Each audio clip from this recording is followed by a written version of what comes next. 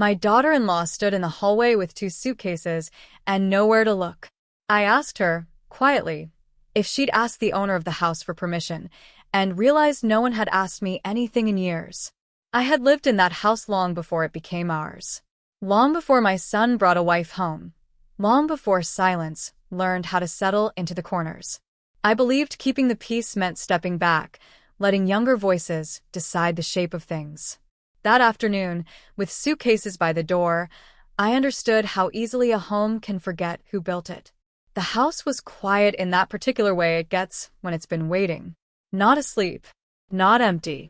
Just paused.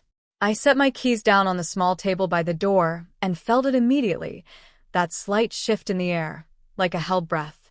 The light in the hallway was on when it shouldn't have been. Shoes were lined up too neatly by the wall. And then I saw her.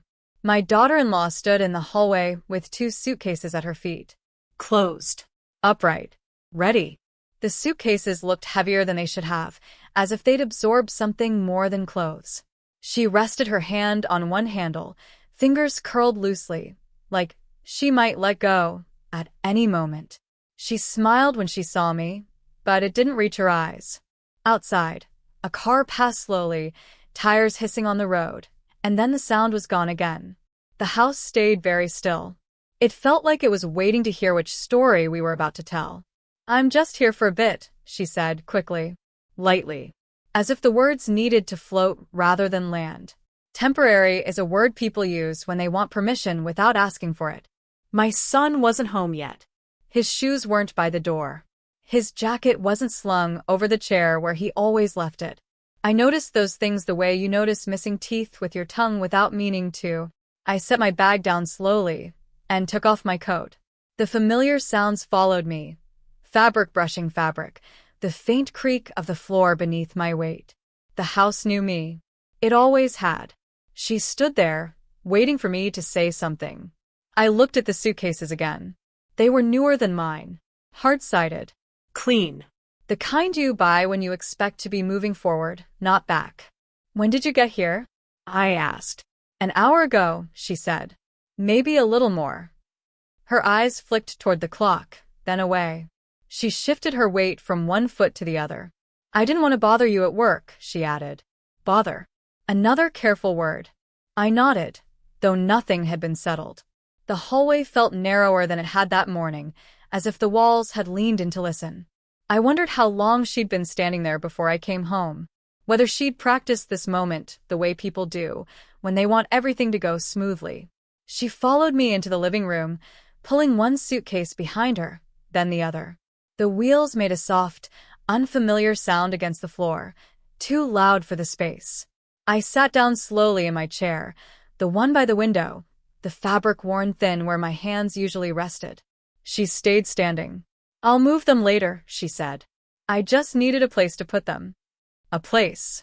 Not my place. Not our place. I watched her fingers tighten on the handle again. She looked tired, but not fragile. Determined, maybe. Or resigned. It was hard to tell with her. "You're welcome to sit," I said. She hesitated, then sat on the edge of the couch, keeping her back straight, her knees together. Like a guest. Or like someone pretending to be one. "I spoke to him," she said. "Your son. He said it would be okay." She said it carefully, as if testing the sentence for weak spots. "He said you wouldn't mind," she added. The words hung between us. I felt something tighten, not anger, not hurt. Something quieter. The realization that my consent had already been discussed without me. I looked at the doorway, half expecting my son to walk in and make sense of it all. He didn't. The house ticked and creaked around us, filling the space we weren't using. "Turning point, did he say how long?" I asked. She shook her head. "Just until things settle." Settle is another word people use when they don't know where the ground is. I leaned back in my chair and looked at her properly then. The way she held herself. The way her eyes avoided the corners of the room, the old photographs, the shelves I dusted every week without thinking. She was already arranging the space in her head. "I didn't mean to intrude," she said quickly. There wasn't anywhere else." I nodded again, but this time it felt heavier. "I see," I said. The silence that followed was thick. Not hostile. Just full. I thought of all the years I'd lived in this house before it became theirs. Of the nights I'd waited up for my son. The mornings I'd cleaned quietly so no one would notice the work. She glanced at me, then looked down at her hands. "I'll stay out of your way," she said. "I promise." That was when it happened, the small, almost invisible shift inside me. The understanding that she already believed the house had chosen sides. That she thought my place in it was flexible. I stood up slowly. "You don't have to stay out of my way," I said.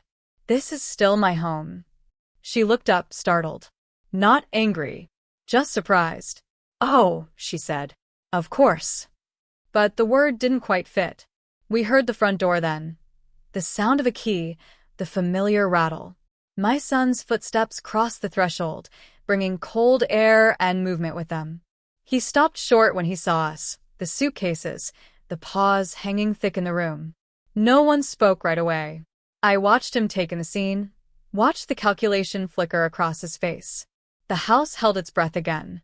Outside, the light was already fading, the day slipping quietly toward evening. Inside, 3 people stood in a space that suddenly felt smaller than it had ever been. I realized then that this wasn't about the suitcases. It was about who was allowed to arrive without asking. And for the first time in a long while, I wondered how long I'd been stepping aside without noticing, and whether I would do it again. The house was quiet enough to hear itself remember. I stood in the doorway with my coat still on, my hand resting against the wall where the paint had worn smooth over the years. The light from the hallway fell across the floor in a thin stripe, catching dust I hadn't noticed before. Nothing was broken. Nothing was out of place. And yet, something felt shifted, like a picture moved a fraction too far to the left. I took my shoes off slowly. The floor creaked the way it always had for me.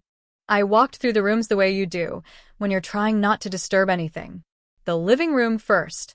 The couch where my son used to sleep when he came home late. The coffee table with a faint ring from a mug that never belonged to anyone else but me. I ran my fingers along the back of the chair, feeling the fabric thin where years of sitting had pressed it down. The kitchen smelled faintly of soap, and something cooked earlier. Not mine.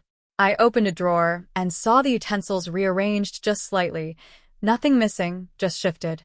Enough to notice. Enough to make me pause. This house had never asked much of me. Just time. Just attention. I had given it both, without keeping count.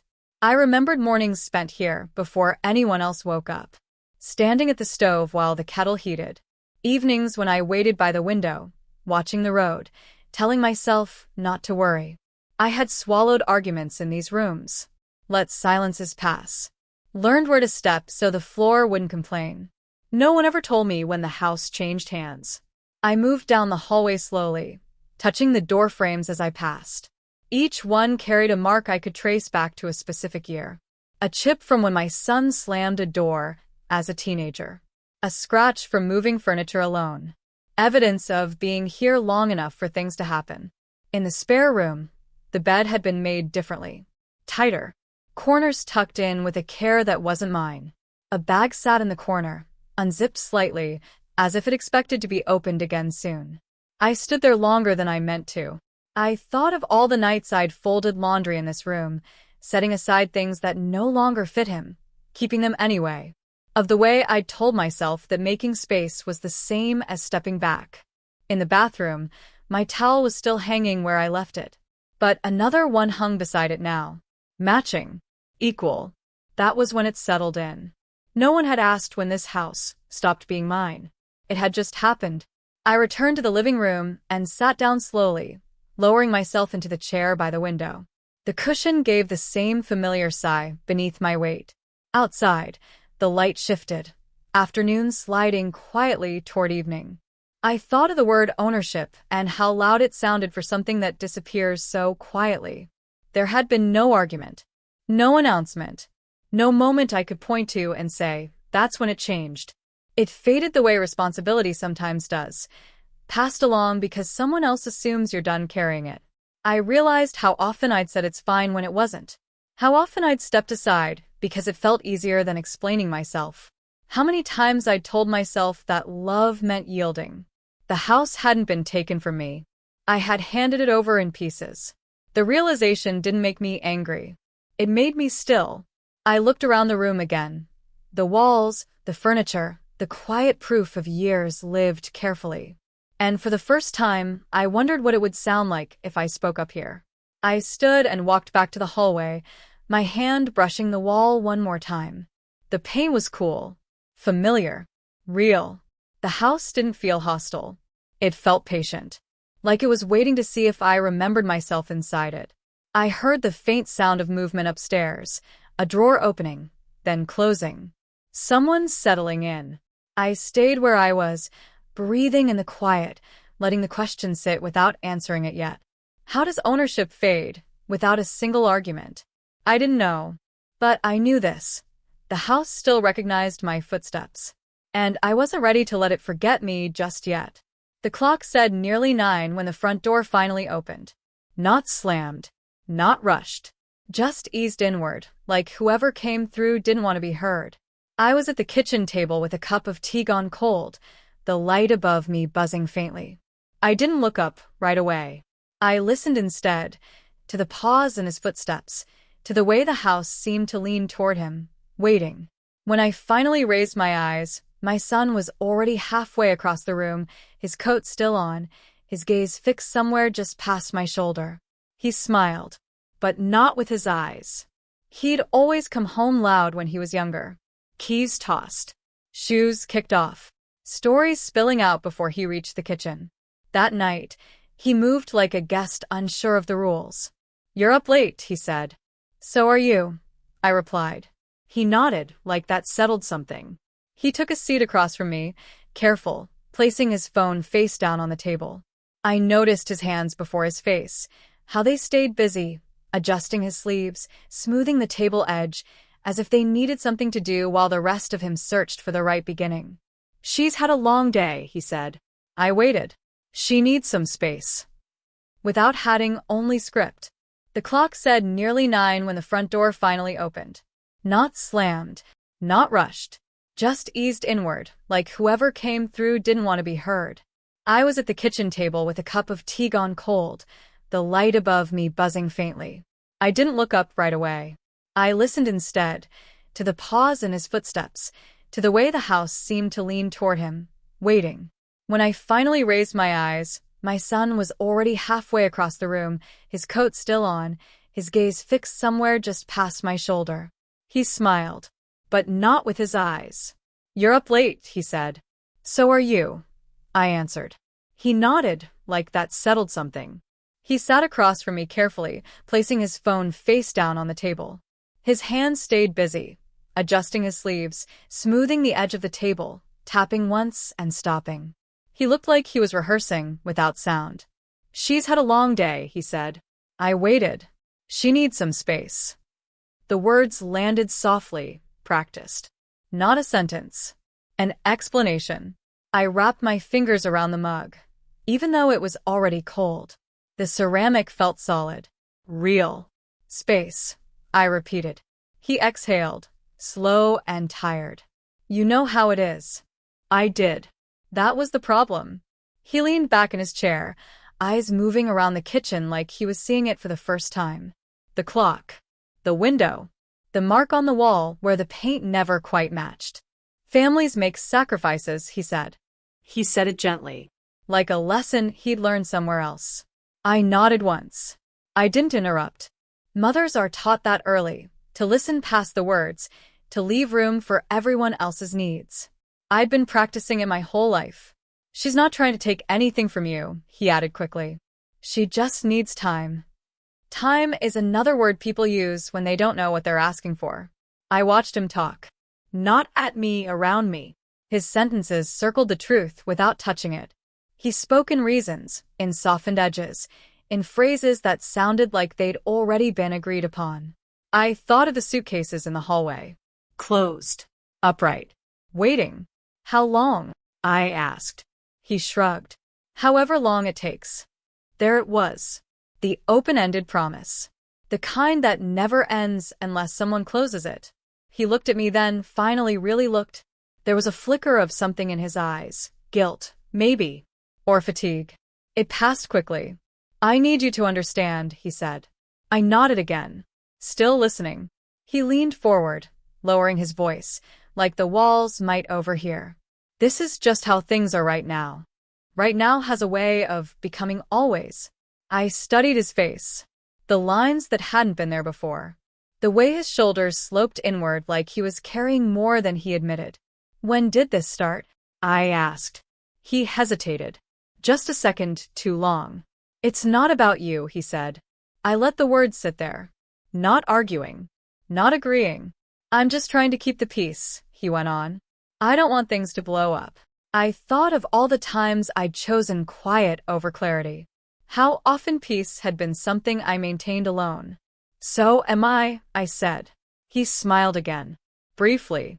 Relief, maybe. He took it as agreement. She appreciates you, he said. She does. I wondered if appreciation was supposed to replace permission.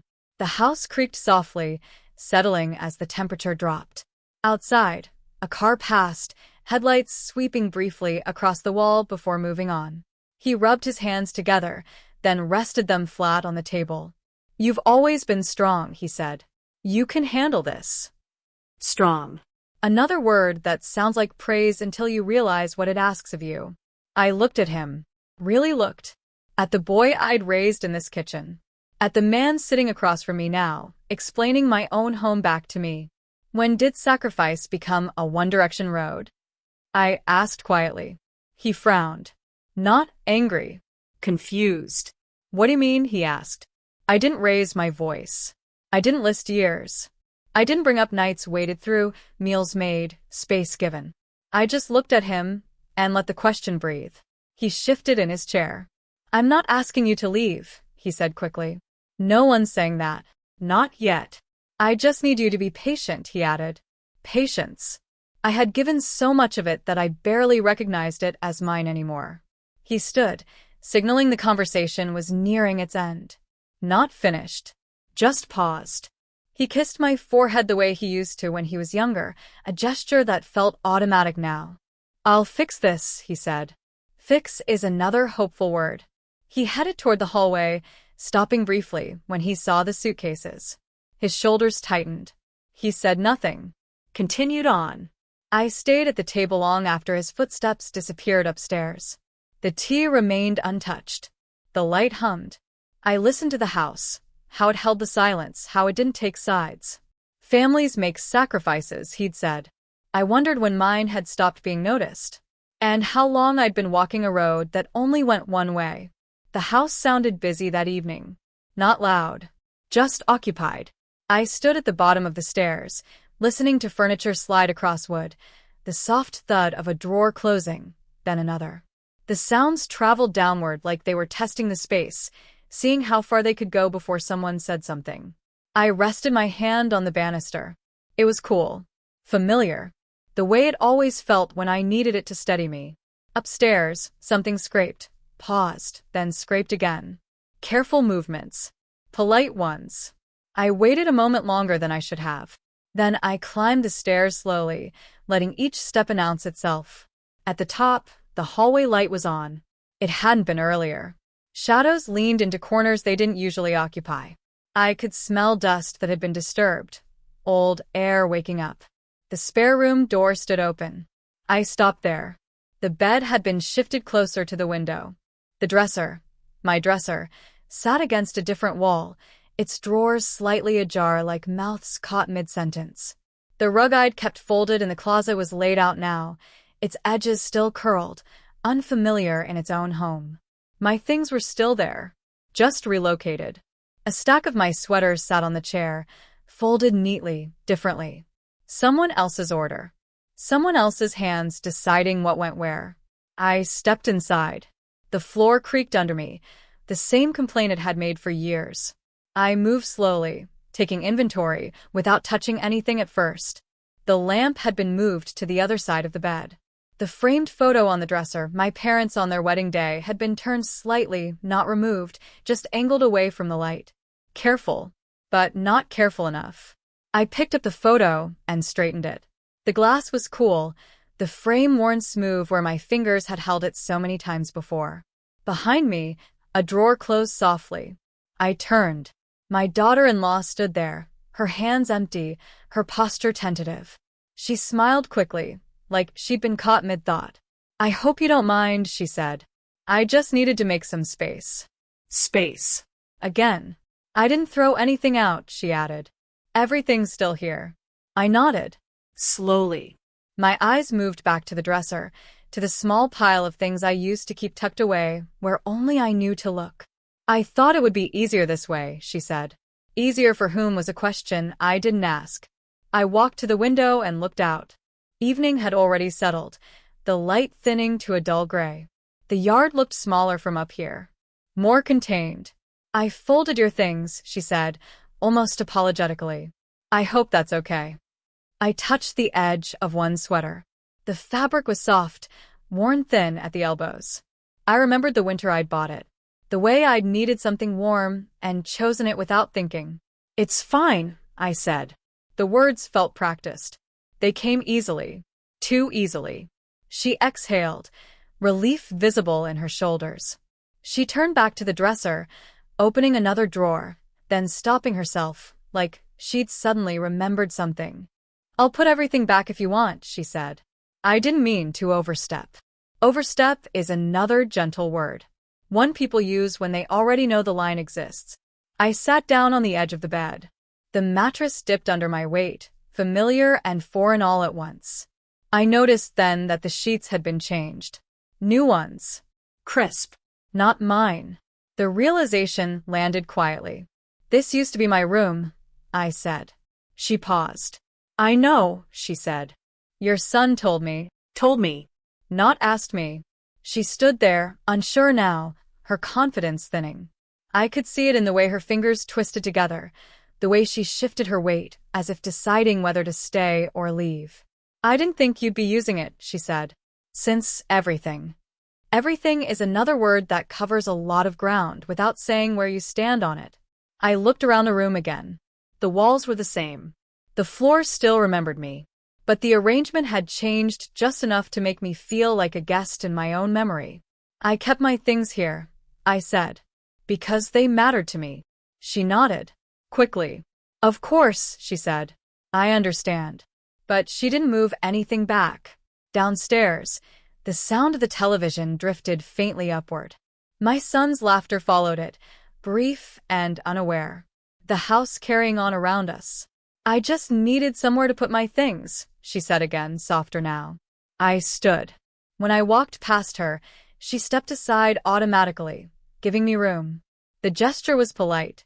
Trained. It struck me then how often politeness fills the space where permission should be. I stopped in the doorway and looked back. "This house's rules," I said. She stiffened slightly. Not offended. Alert. "Not written ones," I added. "Just understood." She nodded, her smile returning, careful and small. "Of course," she said. I walked out into the hallway. The light hummed overhead. The door remained open behind me. I stood there a moment, listening to the room adjust to my absence. The furniture didn't move again.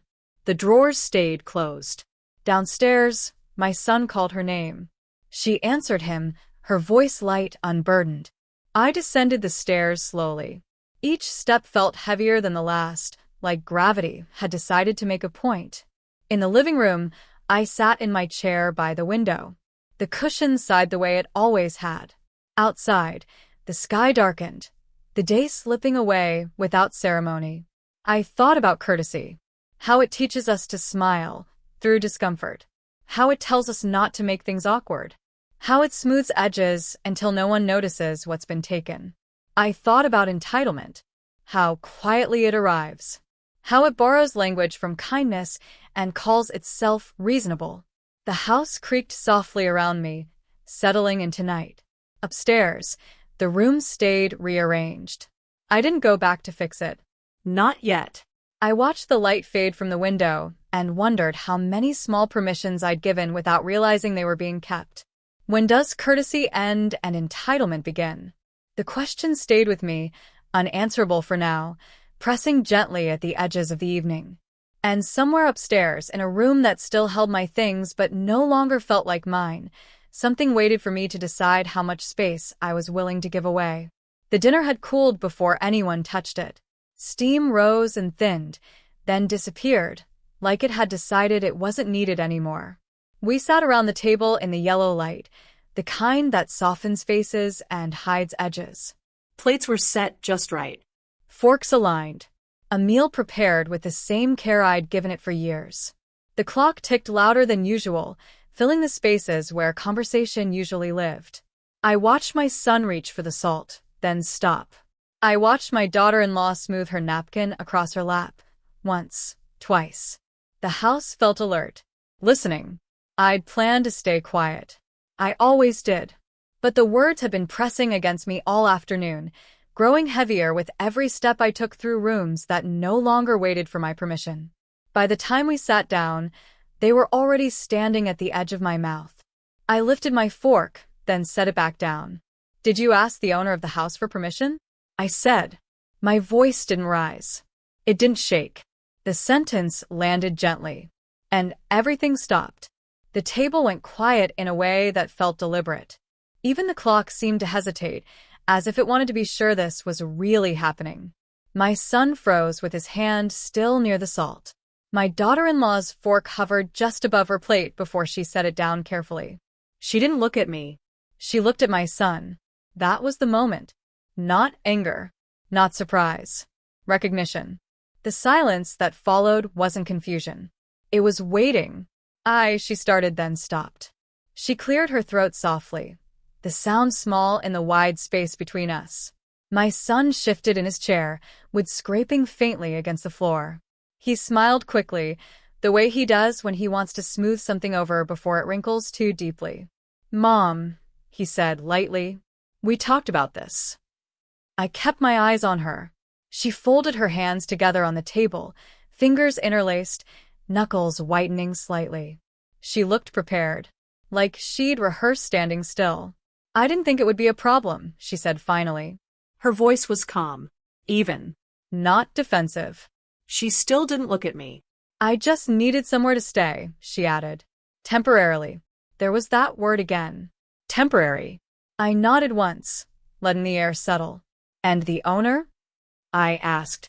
My son exhaled slowly. "She means you," he said. I knew that. So did she. She glanced at me then, briefly. Her eyes held something unreadable, uncertainty, maybe. Or calculation.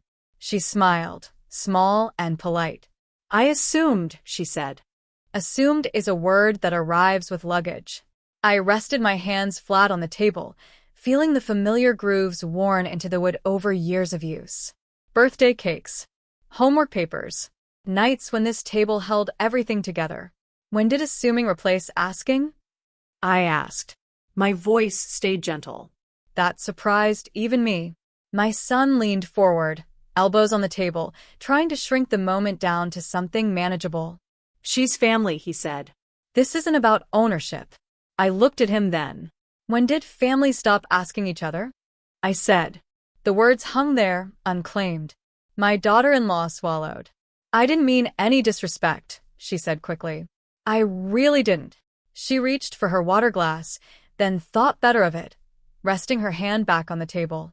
"I just thought," she continued, choosing each word carefully, "that this was our home." Our. The word settled into me slowly.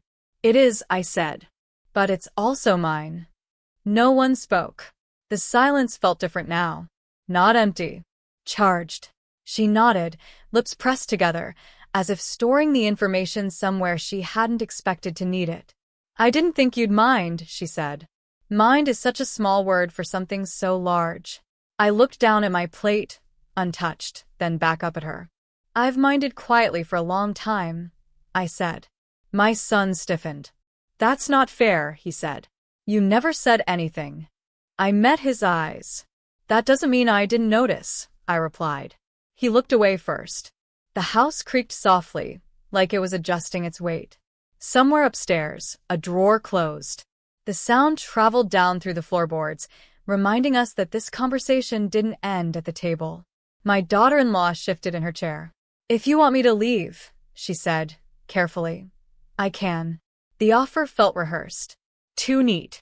Like a card placed on the table only because it had been held too long. I didn't say that, I replied. She nodded again, but her shoulders didn't relax. I just wanted to know when the decision was made, I said. And by whom? My son rubbed his forehead. This is turning into something it doesn't need to be, he said. I watched him. The way he leaned forward when he was uncomfortable. The way he spoke for both of us without asking. Maybe it already was, I said. Dinner sat untouched between us, cooling further, the effort of it slowly going to waste. I thought about how often I'd cooked meals like this, believing that care alone would speak for me. It hadn't. My daughter-in-law finally met my eyes fully. I'm sorry, she said. The apology was quiet, controlled. I should have asked. That mattered more than she knew. I nodded. Thank you, I said. The words felt heavy, but right. We sat there a moment longer, none of us reaching for our food. Outside, a car passed, headlights sliding briefly across the wall before disappearing. Life continuing without waiting for our conclusions. My son pushed his chair back slightly. We can talk about this later, he said. Later. Another soft word. I stood, gathering my plate. Yes, I said. We will. As I walked toward the sink, I felt their eyes on my back. The house didn't creak this time. It stayed still, attentive. Behind me, I heard my daughter-in-law release a breath she'd been holding. The question had been asked. It hadn't raised voices. It hadn't broken anything. But it had shifted the air. As I rinsed the plate, the water running steady and loud, I realized something important. Silence can keep peace. But questions decide who belongs. And tonight, for the first time in a long while, I had chosen to ask one out loud. The kitchen light was the only one still on. It cast a soft circle over the counter, leaving the corners of the room to keep their own counsel. I stood at the sink, rinsing a plate that was already clean, listening to the water run because it gave my hands something to do. The house had settled into that careful quiet it wears after tension. Nothing broken, nothing fixed, just waiting to see what comes next. I felt him before I heard him. The floor creaked once behind me, then again. I didn't turn around. He stopped a few steps back, close enough for me to feel the heat of him, far enough to pretend this wasn't a confrontation. The refrigerator hummed. Somewhere upstairs, a door closed softly. The sound landed between us like a reminder that nothing said here would stay here. You didn't have to do that, he said. His voice was low. Controlled. The way he used to speak when he wanted something to end without admitting it had begun. I set the plate in the rack and turned off the water. The sink went quiet too quickly. I dried my hands on a towel that had been washed so many times it barely held together. Do what? I asked. He exhaled through his nose, a sound I recognized from long ago. Bring it up like that, he said. At dinner. I folded the towel carefully. Once. Twice.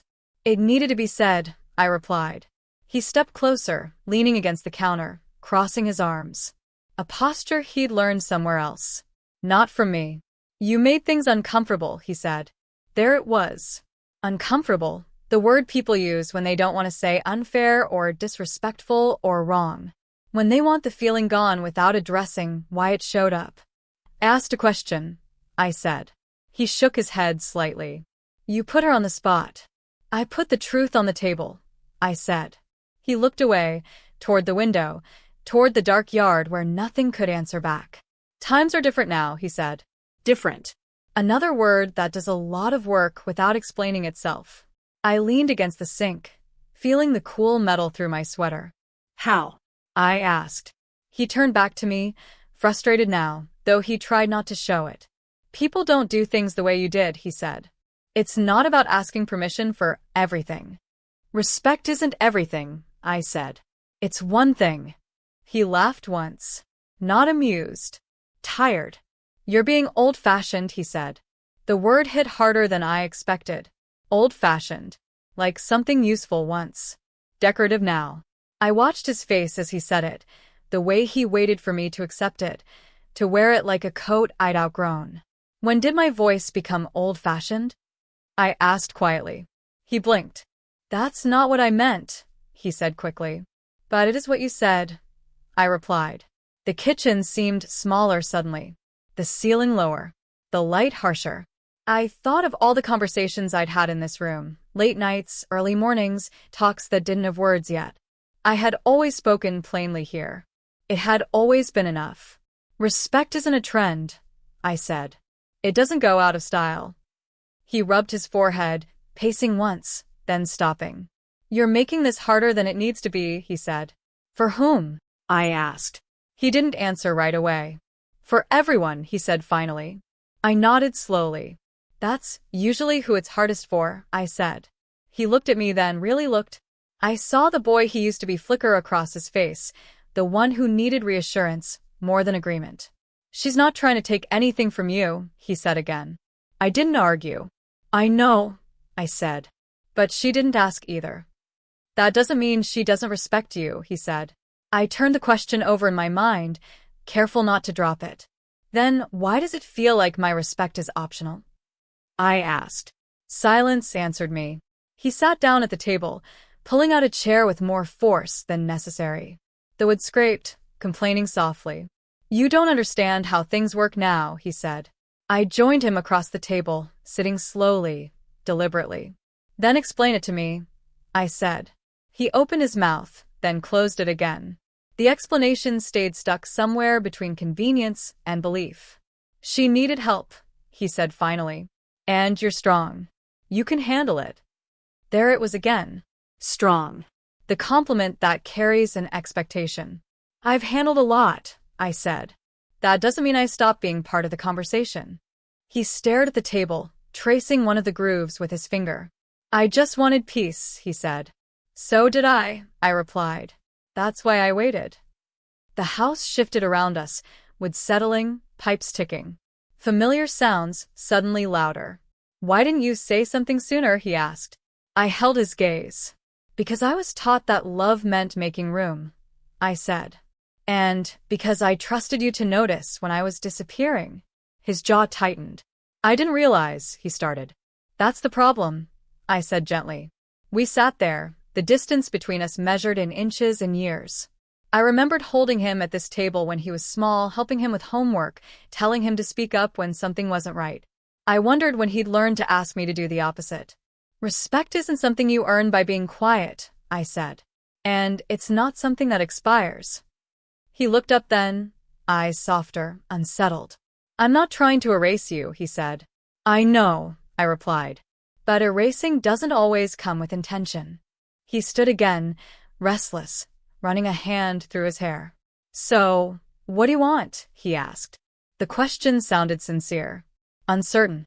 I want to be asked, I said. Not assumed. Not explained over. Asked. He nodded slowly, absorbing it. I can talk to her, he said. I didn't stop him. And to you, he added. I'm right here, I said. He lingered a moment longer, then moved toward the doorway. He paused there, half-turned. I didn't mean to make you feel small, he said. I believed him. I didn't, I said. I just felt unheard. He nodded once and left the kitchen, his footsteps softer this time. I stayed where I was, listening to the house return to itself. The light buzzed faintly overhead. The table bore the same marks it always had. I thought about the word old-fashioned and how easily it's used to quiet something that refuses to disappear.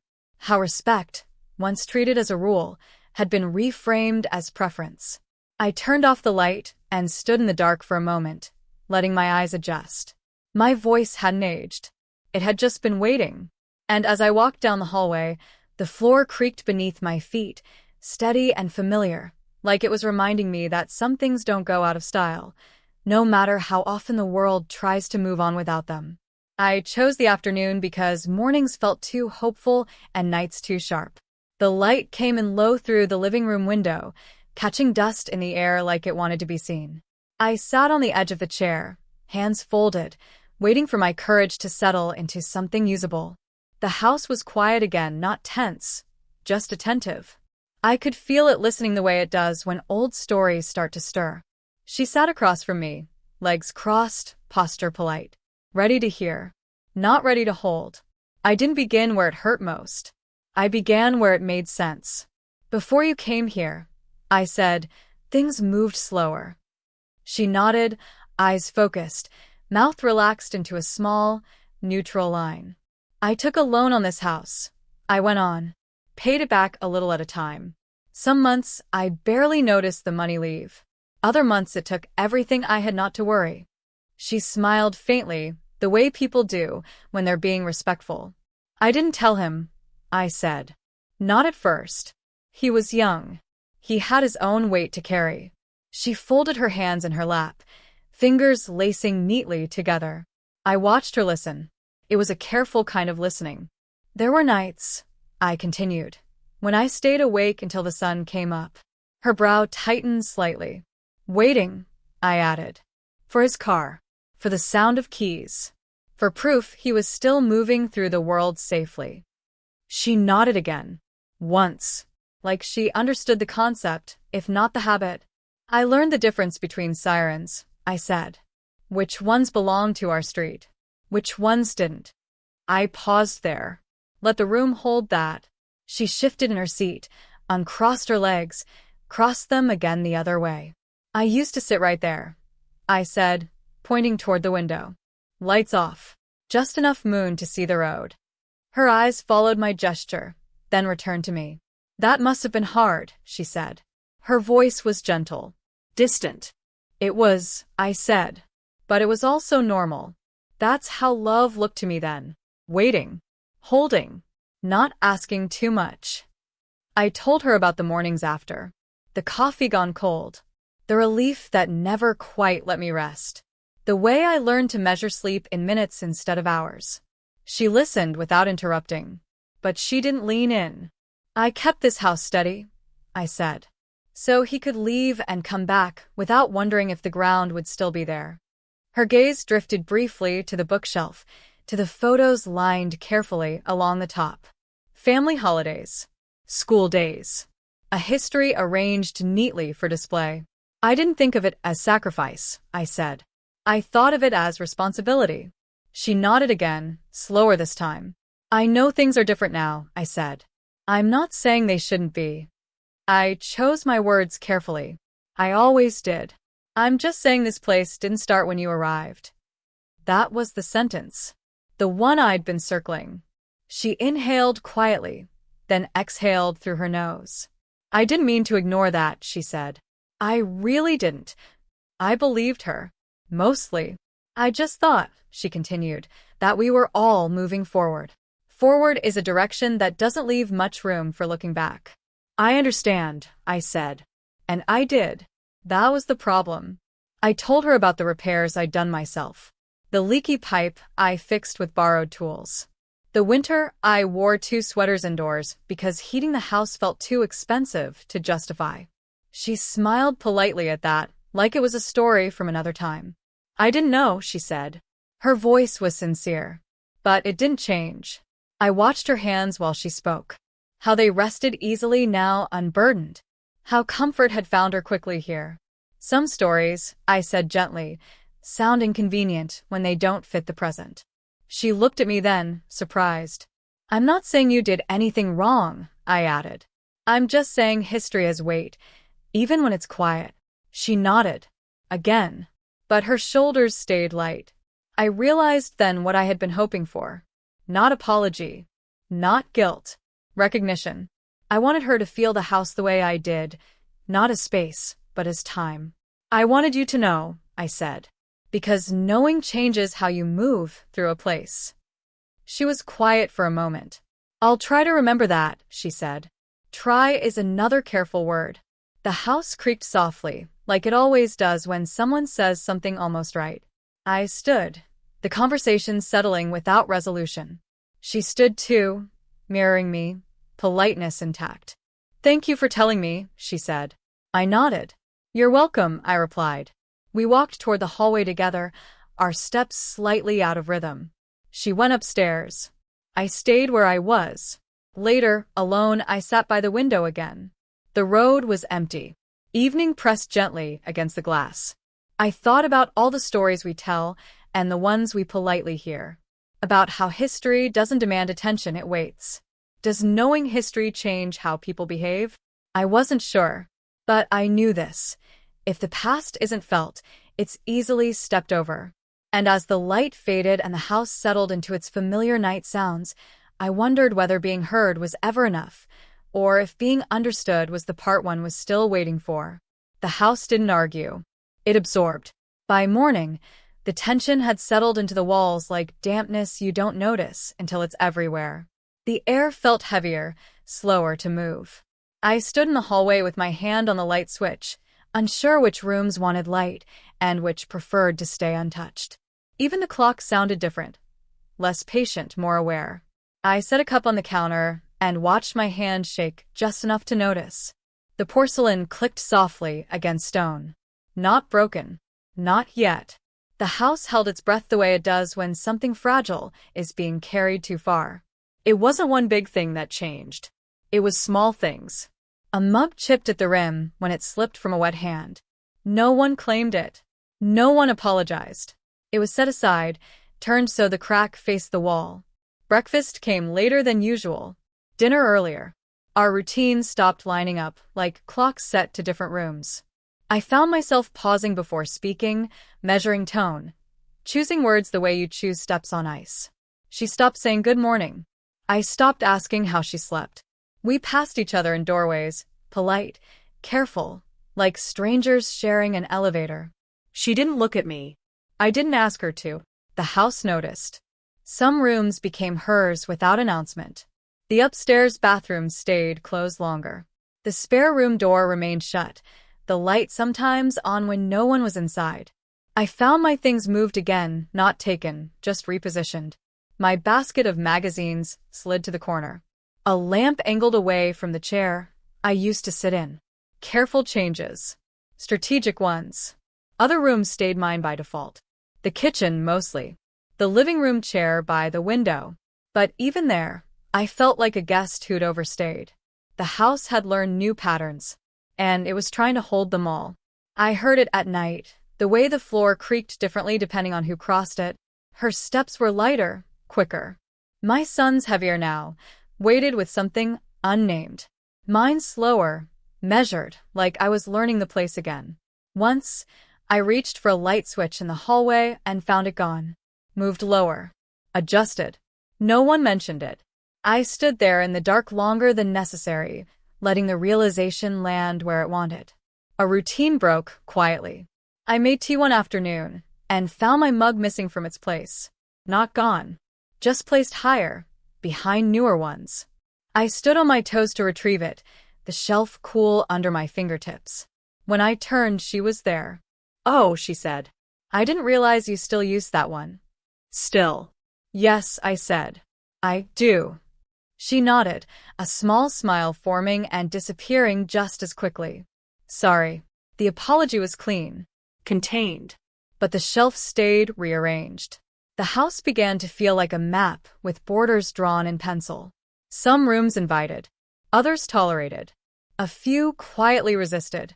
I noticed how my son lingered in the doorway between spaces, unsure where to land. How his laughter sounded different depending on which room held it. How he stopped inviting me into conversations that began upstairs. Once, I stood at the bottom of the stairs and listened to them talk. Not about me. About errands. About plans. About a future that seemed to curve neatly around my presence. I didn't interrupt. The house didn't either. Small things kept breaking. A glass slipped from her hand and shattered against the sink. She froze, staring at the pieces.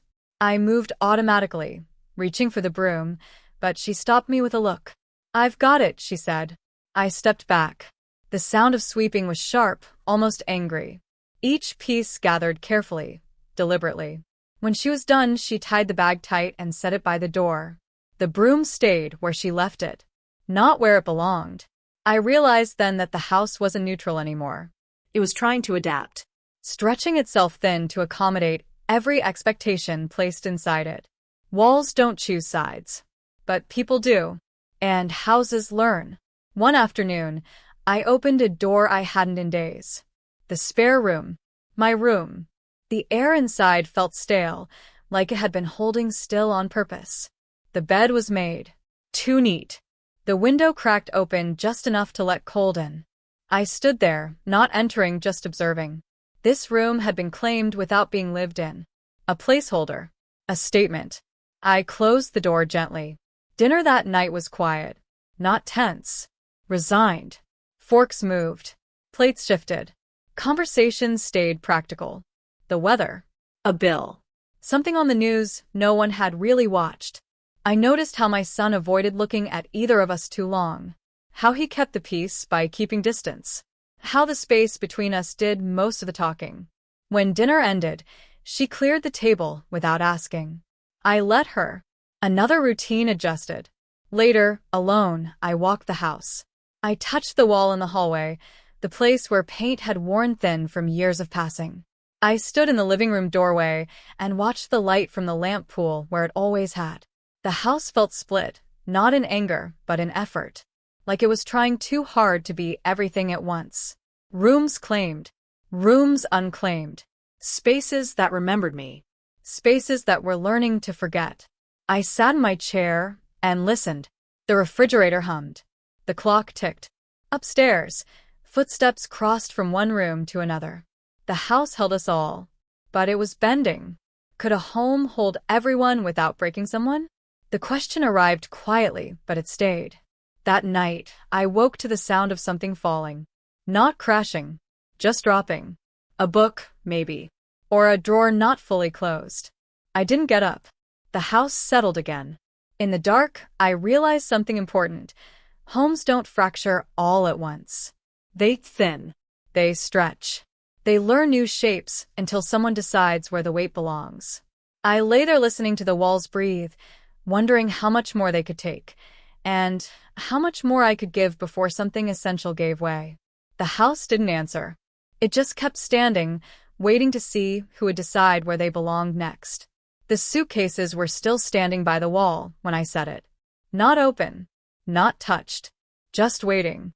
Late afternoon light slid through the window and rested on their hard shells, making them look heavier than they were. The house was quiet in that way that comes before something changes. Not peaceful, not tense, just alert. I stood a few steps away, hands folded, feeling the weight of years pressed gently against my ribs. I need us to talk, I said. My voice didn't echo. It didn't tremble. But the house heard it. I hadn't planned the words. I'd only carried the feeling. It followed me through the day as I wiped counters, folded laundry, paused in doorways. By the time we were all standing there, me, my son, his wife, the feeling had grown solid enough to speak for itself. The suitcases can't stay like this, I said. Not without conversation. I let the words sit there. Conversation. Not permission. Not approval. Just acknowledgement. My daughter-in-law's face shifted before she spoke. Relief passed over it first. Quick, involuntary, like she'd been waiting for this moment without admitting it. Then something else followed. Offense, maybe. Or the realization that relief often comes with conditions. She crossed her arms loosely, the way people do when they're deciding which version of themselves to use. My son didn't move at all. I thought we already talked, he said. His voice was calm. Careful. Tired. We talked around it, I said. That's not the same thing. The hallway felt narrower suddenly, the ceiling lower, the house adjusting its posture. She looked at him, then back at me. I didn't mean to cause problems, she said. Her tone was even. Polite. The kind that doesn't invite interruption. I know, I replied. That doesn't mean we don't talk about it. She nodded, but her jaw tightened. I just needed somewhere to put my things, she said. I wasn't trying to take over. I believed her. Mostly. I'm not saying you were, I said. I'm saying we don't move past each other without noticing. My son rubbed his face with both hands, dragging them down slowly, like he was trying to reset himself. Why does this have to be such a big deal? He asked. The question landed softly, but it stayed. It's only a big deal because it hasn't been spoken, I said. He sighed. You're making it harder than it needs to be, he said. I met his eyes. For whom? I asked. He didn't answer. The silence stretched, elastic and uncomfortable. The house creaked once, like it was clearing its throat. My daughter-in-law shifted her weight. "So, what exactly are you asking?" she said. There it was. The edge. "I'm asking to be included," I said, "in decisions that happen in my home." She blinked. "Our home," she corrected gently. The word hit the floor between us. "I know," I said. "That's why I'm standing here instead of walking away." My son looked between us, caught in a space he didn't know how to stand in. "She's not trying to disrespect you," he said. "I know," I said again. "But respect isn't just intention. It's attention." He stared at the suitcases, then back at me. "She needed help," he said. I didn't think. "That's the problem," I said quietly. No one thought to ask. The word ask felt heavier than it should have. My daughter-in-law's lips parted slightly, then closed. She looked away toward the window, then back again. "I didn't think I had to," she said. Her honesty surprised me. "And now?" I asked. She hesitated. "Now it feels like I'm being told I don't belong," she said. The sentence landed crookedly.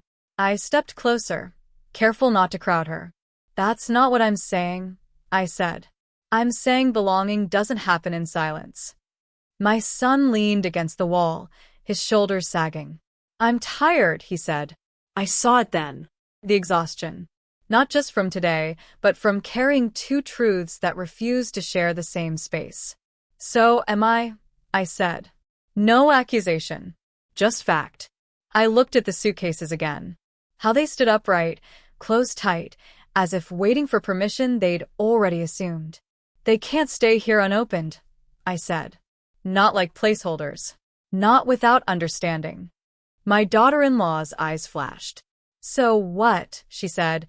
"I'm supposed to ask permission to exist?" The edge sharpened. "No," I said gently. "You're supposed to ask permission to settle." The difference hung between us. She shook her head slightly, a humorless laugh slipping out. "This feels unfair," she said. I nodded. "It often does," I replied, "when boundaries are named out loud." My son straightened. "Mom," he said, "this feels like you're pushing back just to push back." I looked at him. "When did asking to be acknowledged become rebellion?" I asked. The question stopped him. No one spoke. The house held us there, three people suspended in a moment that couldn't be undone by politeness. Somewhere upstairs, a phone vibrated briefly, then went quiet again. My daughter-in-law uncrossed her arms. "What do you want to happen?" she asked. I didn't answer right away. I thought about all the times I'd swallowed questions to keep things smooth, about how smoothness had slowly erased me. "I want us to decide together," I said. "Not drift into decisions, because no one wants to be uncomfortable." My son closed his eyes briefly. "She can stay," he said. "We'll talk." I looked at him. "Talking comes first," I said. "Staying comes after." She inhaled sharply. "So you're saying I have to leave?" she asked. I shook my head. "I'm saying we pause," I said, "before anything else unzips." The words sounded final. Necessary. The relief crossed her face again, faint, reluctant, followed immediately by offense. "I didn't expect this," she said. "Neither did I," I replied. My son stared at the floor. "I just wanted everyone to be okay," he said. "So did I said. That's why I spoke." The suitcases stayed where they were, unmoved, undecided. The house felt different after that. Not lighter, not heavier. Just honest. Like something had finally been placed where it belonged. My daughter-in-law picked up her purse, then set it back down. My son ran a hand through his hair again. No one won. But something shifted. Later, when I was alone, I stood in the hallway and looked at the bags one more time. The light had changed. Evening pressed in, softening edges, asking nothing. When did asking for acknowledgement become an act of rebellion? I didn't know. But I knew this. Silence had never kept peace. It had only delayed the cost. The suitcases stayed closed that night. And as I turned off the light, the house creaked softly, steady, familiar, like it recognized the sound of someone finally standing where they belonged. The morning arrived without asking anything of us. Light slipped through the curtains and settled on the floor like it had always done, careful not to wake the house too quickly. I stood in the hallway listening to it breathe, the way you do when you're not sure what kind of day it plans to be. The suitcases were still there, but they looked different. Not waiting anymore. Preparing. I stayed where I was, one hand resting against the wall, feeling the faint coolness of paint that had seen too many mornings like this to count. She knelt on the floor with her back to me, folding clothes with a precision that felt intentional. Not rushed. Not angry. Just quiet. Each item smoothed once, then again, before being placed inside. The zipper lay open like a held breath. I noticed how softly everything moved. No wheels dragged. No drawers slammed. Even the house seemed to move more gently, as if it didn't want to interfere. My son stood near the doorway, arms crossed, eyes tired. He watched her pack without speaking, like someone afraid that words might tip the balance of something already fragile. She didn't look at me. The zipper slid halfway closed, then stopped. She paused there, fingers resting on the metal pull, shoulders rising and falling once. When she continued, the sound was low and steady, a thin line of finality cutting through the room. I realized then how loud packing can be when it wants to be noticed. This wasn't that. This was careful. I stepped closer, my footsteps announcing themselves on the floor. It creaked beneath me, the same familiar complaint, like it wanted to remind everyone who had walked these boards first. She stiffened slightly, but didn't turn around. "I'll be out of your way soon," she said. Her voice was level, controlled, the kind of calm that comes from having already decided something. "You don't have to rush," I replied. She nodded, though nothing changed. I watched her hands work. Efficient. Certain. They moved like they'd practiced this elsewhere in other rooms, other houses. I wondered how many times she'd packed like this before, quietly, without asking anyone to notice. My son shifted his weight. "This isn't what I wanted," he said. No one answered him. The house didn't either. When the first suitcase closed, she leaned back on her heels and exhaled slowly, as if she'd been holding that breath since yesterday. She reached for the second bag and began again, the rhythm already set. I felt something unexpected then. Not triumph. Not relief. Clarity. It settled into me gently, without sharp edges. The kind that doesn't celebrate itself, just stands firm and waits. She stood to lift the second suitcase onto its side. It looked heavier now, not because it held more, but because it carried intention. As she zipped it closed, she finally glanced up, past me, really, toward the window. The morning light caught her face in a way that softened it, made her look younger, more uncertain than she had the night before. "I didn't think it would come to this," she said quietly. I didn't answer right away. Neither did my son. I thought about all the moments that had led here. The small rearrangements. The unspoken assumptions. The way silence had done so much work without anyone acknowledging it. "I didn't either," I said. She nodded once, as if that was enough. My son stepped forward, his voice thick with something he hadn't named yet. "Mom," he said. I turned to him. He stopped there, words collecting and dispersing behind his eyes. "I don't want you to think," he started. I raised a hand gently. "I know what you don't want," I said. "This isn't about that." He swallowed. She lifted the suitcases and set them upright, side by side again. Closed. Ready. Quieter than before. She avoided my eyes as she reached for her coat. "I'll call later," she said to him. He nodded. "I'll walk you out," he said. She hesitated, then shook her head. "I've got it." At the door, she paused. "I'm sorry," she said, still not looking at me. "If I made you feel like you didn't matter." The apology wasn't dramatic. It wasn't defensive. It felt honest. Incomplete. "Thank you for saying that," I replied. She nodded, pulling the door open. Cold air rushed in briefly, carrying the sound of the street, the world continuing without us. Then she was gone. The door closed without a slam. The house adjusted, settling back into itself. Not relieved, just quieter. My son stayed where he was, staring at the door long after it had shut. I didn't mean for it to end like this, he said. I know, I replied. He turned to me, then, really looking. You weren't trying to push her out, he said. No, I said. I was trying to stay. He nodded slowly, the understanding reaching him in pieces. We stood there together, the space between us smaller now, though not fully closed. The suitcases were gone. The hallway felt wider again. But the echo remained. Later, when the house was empty except for the two of us, I walked through the rooms. Nothing had changed back yet. The light switches stayed where they'd been moved. The shelves remained rearranged. But the air felt different. Less crowded. More honest. I sat in my chair by the window and watched the morning stretch toward afternoon. The street outside moved on, cars, voices, footsteps passing by without knowing what had just happened inside these walls. I didn't feel victorious. That surprised me. There was no sense of winning, no satisfaction in seeing the suitcases leave. Only a calm certainty that something necessary had been said, and something costly had followed. Was standing my ground the same as pushing them away? The question stayed with me, not accusing, just present. That evening, my son cooked dinner.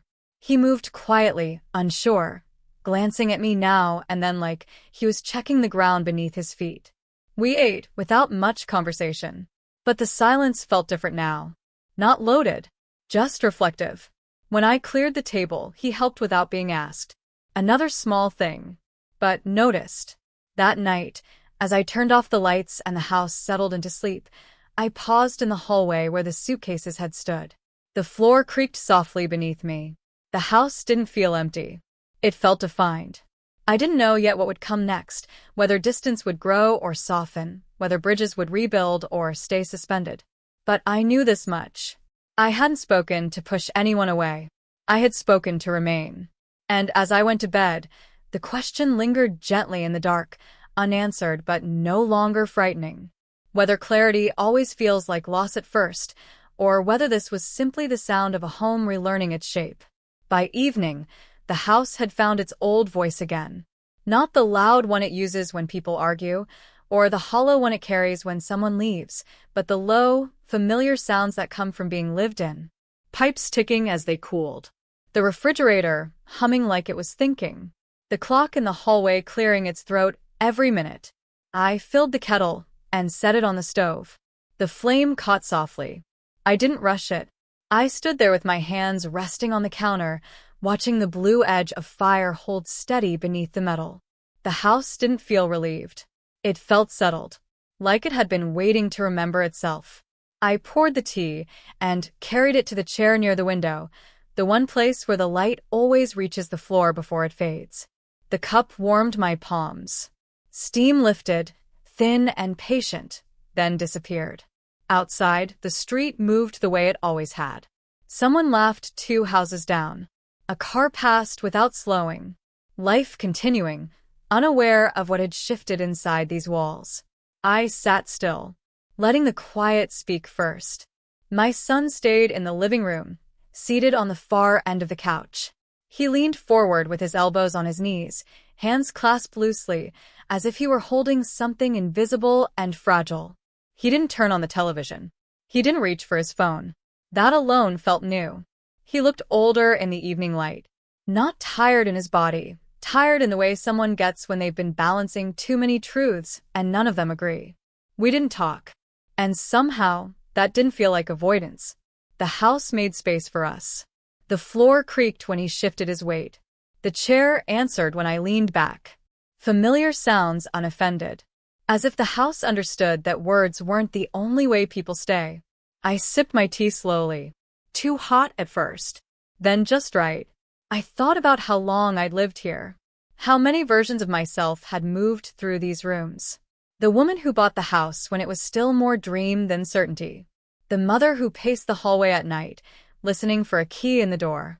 The quieter version who learned how to swallow questions to keep the peace. I wondered which one I was now. My son finally spoke, his voice low. I didn't realize how much you'd been carrying, he said. I didn't answer right away. He wasn't looking at me. He was looking at the wall, at a spot where a picture used to hang before someone else decided it looked better elsewhere. I thought things just worked themselves out, he continued. I nodded, though he couldn't see it. They do, I said. Just not always in ways that are fair. He let out a breath that sounded like it had been waiting. We sat there again, letting the words settle. The kettle clicked once on the stove as it cooled, a sound so familiar it barely registered.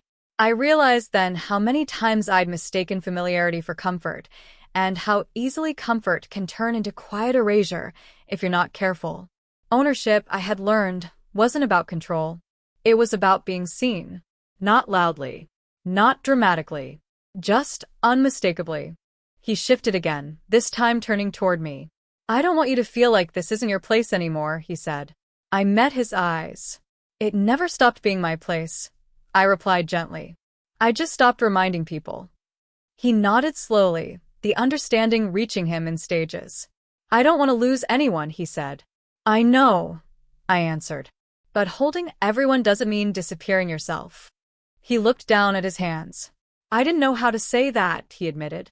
I watched him then, really watched him, and saw not the boy I used to wait up for, but the man learning that love doesn't excuse silence. Later, he helped me rinse the cups and set them in the rack. He dried the counter without being asked. Another small thing. Another acknowledgement. When he went upstairs, his footsteps were slower than usual. He paused at the top of the stairs, then spoke without turning around. I'm glad you said something, he said. So was I. After he went to bed, I turned off the lights one by one. Each click felt deliberate, like closing a chapter gently instead of slamming it shut. The hallway light was last. I stood there a moment longer, looking at the floor where the suitcases had been that morning. The space was empty now, but not hollow. I placed my hand against the wall, feeling the quiet sturdiness beneath the paint. This house had held so many versions of us, without complaint. It had waited while we learned how to speak to one another properly. In my room, I sat on the edge of the bed and removed my shoes. The day settled into my bones. Not heavy, just real. What else had I been silent about for too long? The question didn't scare me anymore. It felt like an invitation. I lay down and turned off the lamp. Darkness filled the room, soft and even. Somewhere downstairs, the house shifted once more. Wood adjusting, pipes sighing, its old, familiar lullaby. I listened until my breathing matched its rhythm. I didn't know what conversations tomorrow would bring. I didn't know how long clarity would feel uncomfortable before it felt right. But I knew this. I had spoken. I had stayed. And in the quiet that followed, the house seemed to lean in, as if ready to hear whatever came next.